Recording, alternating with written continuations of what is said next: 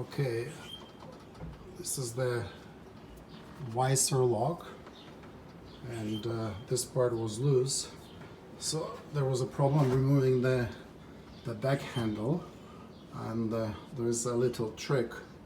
So this is how it looks when you remove the handle, and it's pretty simple to replace it and fix it, as long as you know how it works.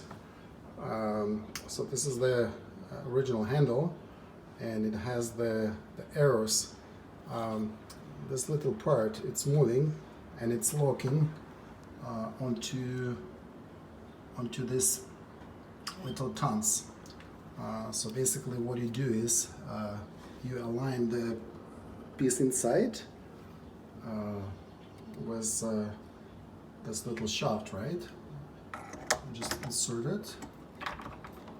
Make sure it fits inside, like that. Okay.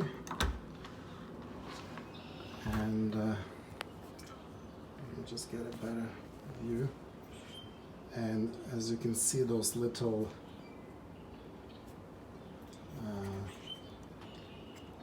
that little thing here, all you have to do is you have to use the flathead screwdriver, and you have to push it down, okay, so it locks.